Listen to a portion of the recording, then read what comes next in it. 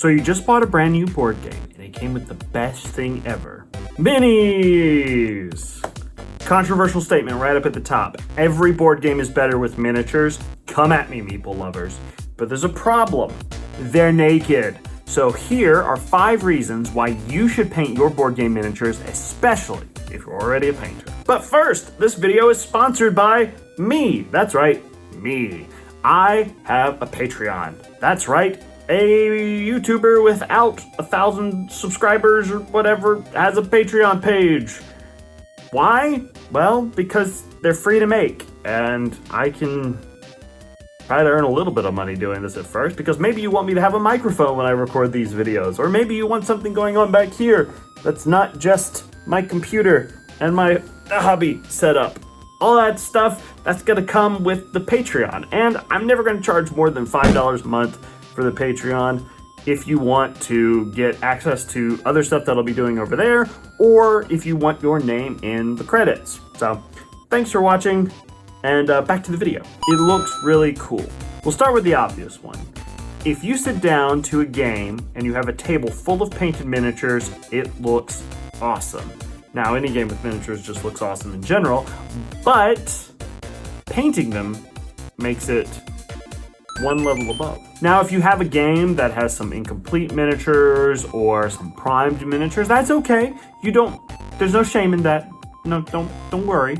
Don't feel like you have to shelf your favorite game just because not all your miniatures are painted. The ones that are primed or half painted or quarter painted or still naked will still look fine with the miniatures that are already painted.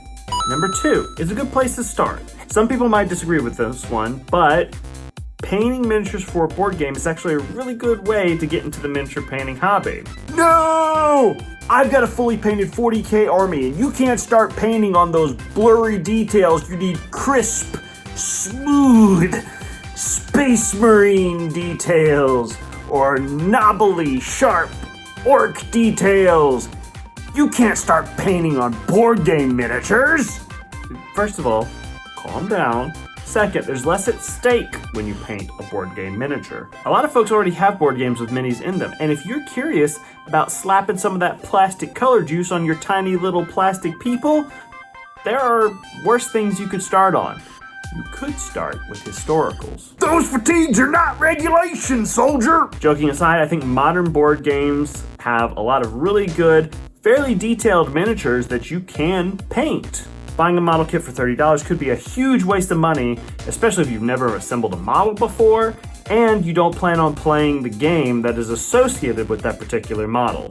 I actually think these Nolzur's Marvelous Miniatures from Dungeons & Dragons are a really good place to start painting, but I don't think Dungeons & Dragons is a board game.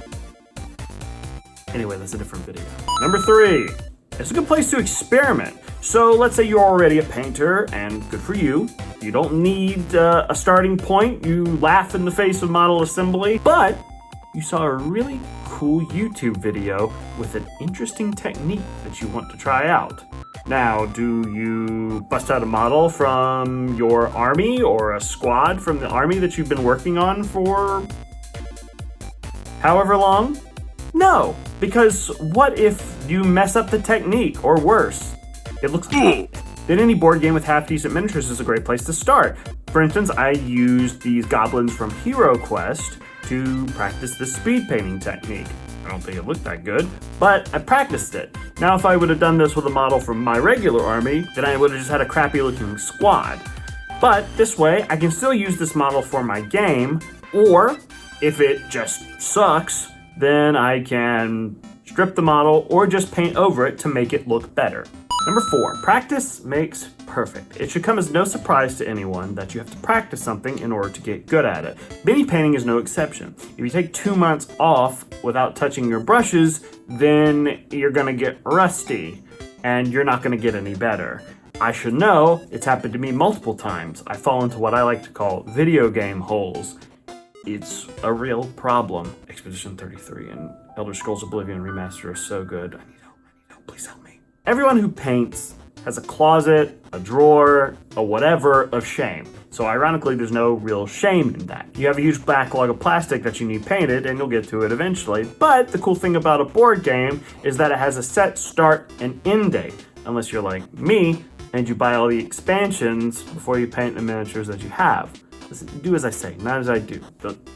It's bad. It's not a good thing. And if you've been painting an army or a huge squad of miniatures or whatever it is you've been working on, a board game is a great way to break up that huge project that you've been working on and give yourself a little break. You can paint these miniatures from your board game, come back later. You can go back to painting your army and it'll be like you never stopped painting at all because you'll be in practice. And while you're painting those board game miniatures, you can actually practice some techniques that you want to keep sharp. For instance, I painted the skin on all of these hero miniatures to practice my light skin tones, and I think it came out pretty good. Now, ignore the fact that most of the model is not painted. I will paint the rest of them, I promise. And number 5, the adoration of your friends and strangers. Now, have you ever painted something really cool and thought to yourself, oh gosh, I hope nobody ever sees this?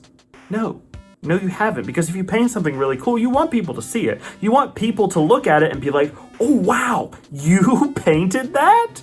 That's one of the best things about painting miniatures, and board games are a great way to do that because maybe you don't have 6 hours to play 2,000 points of Warhammer 40k or however long it takes to play a game of 40k. I haven't played in a long time. What edition are we on? 15th? But you may have time for a board game night. You might be able to go over to your friend's house and bust out your fully painted game or your friendly local game store, and the people at the table are going to see it and they're going to go, wow! And you can get that same satisfaction from having a fully painted army. So there you go, 5 reasons you should paint your board game miniatures. Now, some of you may disagree with what I have said, and that's perfectly okay. Feel free to leave those comments below, and I will read them, or not if you're too mean. I will add one caveat, that you do not have to paint your board game miniatures. It's not mandatory. Playing with unpainted minis is just fine. If you don't feel like you need to, or if the board game's miniatures are not suited for painting because the features are way too muddy and they look more like plastic blobs than they do people or monsters or whatever they're supposed to be, then don't. But a game like HeroQuest, like I said before, or the Dark Souls game, or Elden Ring, or many other board game miniatures that have been made nowadays are really good for practicing your details, and they look good enough to paint. And whether or not a miniature is good enough to paint is something you're going to have to use your own judgment on. Generally, I like to say that if I can make out a face or the features, then you're probably okay to paint those miniatures. Anyway, thanks for watching, and please subscribe to the channel, leave a comment, share this with your friends, click the bell, all of the stuff, and I will see you in the next video for more hobby, painting, or gaming goodness. I really don't know what to put at the end of these videos because I want to end roll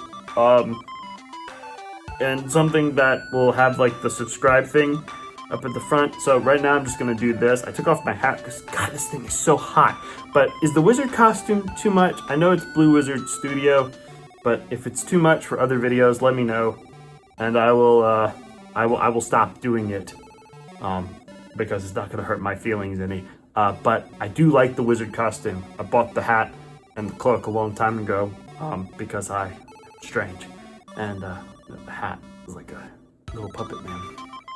Oh, yeah. Thank you. Thanks for watching. Okay, bye-bye.